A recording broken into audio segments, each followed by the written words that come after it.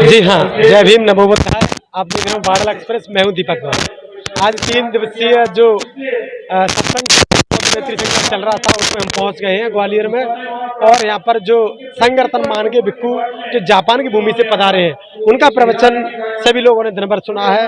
और इस प्रकार का जो ज्ञान है या बुद्ध के जो मार्ग पर लोग चलते हैं या फिर वो भिक्खु संघ या उपासक संघ, तो 2 ग्रुपों में बटा हुआ है धम्म लगातार। और यह कार्यक्रम इसमें दूसरी बार चल रहा है। आइए बात करते हैं, यहाँ पर तमाम भिक्खु लोग चल के आए हैं, बात कर लेते हैं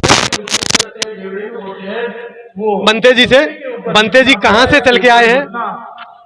मैं दिल्ली से आया हूँ। तो बंते जी क्या उद्देश्य का जो बुद्ध धम्म की? देखिए अभी यहाँ पर ग्वालियर में ये 3 दिवसीय धम्म देशना कार्यक्रम चल रहा है और लोगों के जन कल्याण के लिए भगवान बुद्ध ने भी कहा है चरत भिक्खु विचार कंग भोजन नेता भोजन सुखाए लोकानुकंप पाए। तो लोगों के हित के लिए, लोगों के सुख के लिए, उनके जो कष्ट परेशानियां दूर करने के लिए भिक्खु लोगों को जगह जगह जाकर के प्रवचन करना चाहिए। तो वही उसी प्रक्रिया में आज यहाँ ग्वालियर में कार्यक्रम चल रहा है धम्म देशना का। तो लोगों के हित के लिए, उन्हें कल्याण के लिए काम किया जा रहा है। तो आप जा सकते हो, जो भिक्खु आप लगातार देखते रहते होंगे और सोशल मीडिया के माध्यम से भी लगातार दिल्ली के आसपास के जो कार्यक्रम होते हैं आप सभी ने लोग देखे हैं। साथ ही आपको जो चूनाभट्टी बुद्ध विहार भोपाल में है और वहाँ से एक बड़ा पूरे प्रदेश भर में प्रसार, पूरे देश भर में जो चलता है। तो आइए बात कर लेते हैं बौद्ध भिक्खु जो शाक्यपुत्र सागर जी हमारे बीच उपस्थित हैं। बादल एक्सप्रेस में स्वागत है बंते जी आपका। बादल एक्सप्रेस में जी। और जो चूनाभट्टी से प्रसाद चलता है, क्या यहाँ जो चल रहा है उसमें अपन क्या भूमिका निभा रहे हैं?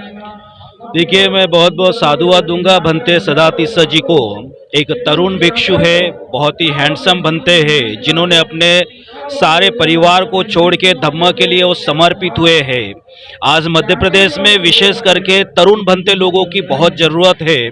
और भगवान बुद्ध का कोई भी भिक्षु तरुणाई में जब संगम में सम्मिलित होता है तो वो बादलों से छटा हुआ उस तरीके से लोगों को वो प्रकाशित करता है। वैसे ही आज मध्य प्रदेश की धरती में कहा जाए तो बौद्ध धर्म का प्रचार और प्रसार जिस तेजी से होना चाहिए उस तेजी से नहीं हो पा रहा है। परंतु हमारे जैसे कुछ बौद्ध भिक्षु भंते सदातिस्स जैसे भंते हमारे मुरैना भिंड के जैसे हमारे दिल्ली से पधारे हुए जो तरुण भंते हैं वो कहीं न कहीं भगवान बुद्ध के विचारों को जन जन तक लेकर जाने का एक सशक्त प्रयास कर रहे हैं। मैं बहुत बहुत हृदय से साधुवाद देता हूँ तमाम उन लोगों को जो 3 दिन से यहाँ पर अपने काम धंधे छोड़कर एक धम्म को समझने के लिए, धम्म को जानने के लिए और धम्म को अपने जीवन में अंगीकार करने के लिए यहाँ पर तन मन धन से यहाँ पर सहयोग कर रहे हैं, यहाँ पर रुके हुए हैं, धम्म सुन रहे हैं। और विशेष करके इस कार्यक्रम में नागपुर से पधारे हुए जिनका जीवन विशेष करके जापान में गया, ऐसे भदंत यहाँ पर सदानंद भंते जी यहाँ पर आए हुए हैं। मैं बहुत बहुत साधुवाद देता हूँ और इस कार्यक्रम के माध्यम से यही लोगों से अपील करना चाहूंगा कि डॉक्टर बाबा साहब आम्बेडकर ने जो हमें बौद्ध धम्म दिया है, इस बौद्ध धम्म को केवल और केवल पढ़ना ही नहीं है, केवल बोलना ही नहीं है, तो इसे अपने जीवन में उतार कर खुद अपना परिवर्तन करे, खुद अपना जीवन बदले, तो निश्चित ही हम अपने परिवार का जीवन बदल सकते हैं, हम अपने समाज का जीवन बदल सकते हैं। एक बात और सामने आती है, इस प्रकार से आप तो फॉरेन में रहे हो, तो वहाँ की जो बुद्ध का हीनयान है, महायान लोग कहते हैं, तो उसका क्या ऐसा मतलब उसमें अंतर क्या है? देखिए, आज डॉक्टर बाबा साहब आम्बेडकर ने जब बौद्ध धर्म ग्रहण किया और बौद्ध धर्म ग्रहण करने के पहले डॉक्टर बाबा साहब आम्बेडकर के सामने ये विचार आया था और बहुत सारे लोगों ने भी ये कहा कि भगवान बाबा साहब आप हीनयान मान रहे हो या महायान मान रहे हो। तो बाबा साहब ने कहा कि न मैं हीनयान मान रहा हूं न मैं महायान मान रहा हूं। मैं एक नवयान की स्थापना कर रहा हूं जहां पर लोग जो है भगवान बुद्ध के दर्शन को अपने जीवन में उतारकर अत्त दीप भव के तरफ जाएंगे। क्योंकि बाबा साहब जानते थे कि जो समाज सालों साल से कुचला हुआ था, जो दास था, जिनका स्वाभिमान मर गया था, जिनको केवल और केवल गुलामी में रहने की आदत हो गई थी, जिन्होंने कभी आंदोलन के बारे में कभी सोचा नहीं था, अपना हक पाने के लिए कभी उन्होंने कोई लड़ाई या किसी प्रकार का संघर्ष नहीं किया था, ऐसे दीनता में जो समाज रहा है, ऐसे व्यक्ति को मैं कौन सा धर्म दूंगा।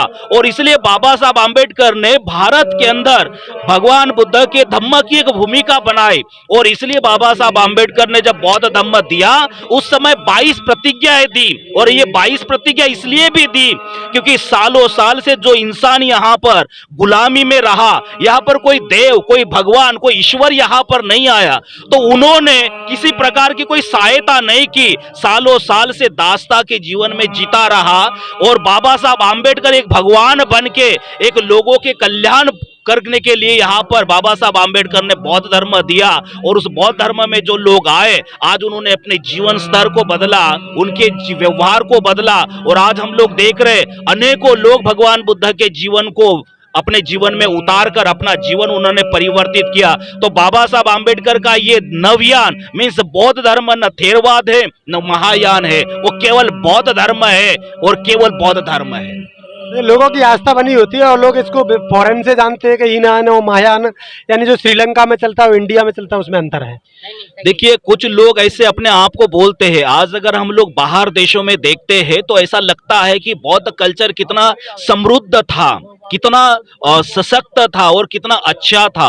परंतु भारत के तरफ अगर देखेंगे तो भारत के अंदर वो कल्चर आज डेवलप नहीं हुआ है। आज अगर हम लोग बोलेंगे कि हम लोग श्रीलंका का अनुसरण कर रहे हैं, अगर हम लोग बोलेंगे थाईलैंड का अनुसरण कर रहे हैं या किसी अन्य बौद्ध देशों का अनुसरण करेंगे तो ये गलत है। हम केवल और केवल बाबा साहब आंबेडकर का अनुसरण करते और बाबा साहब आंबेडकर ने जो हमें बौद्ध धर्म दिया वो हमारे लिए महत्वपूर्ण है। तो बहुत बहुत साधुवाद। बनते हमारे साथ में साके पुत्र सागर जो चुनाबुट्टी बुद्ध विहार से पधारे थे ग्वालियर में, और उनका ये बेहतरीन आपने बाबा साहब डॉक्टर अंबेडकर के ऊपर या फिर हीनयान महान के धम्म के ऊपर, तो इस प्रकार से जो कार्यक्रम आज चल रहा है और तमाम संघ दान में कार्यक्रम चल रहा था और संघ के लिए दान किए जा रहे हैं।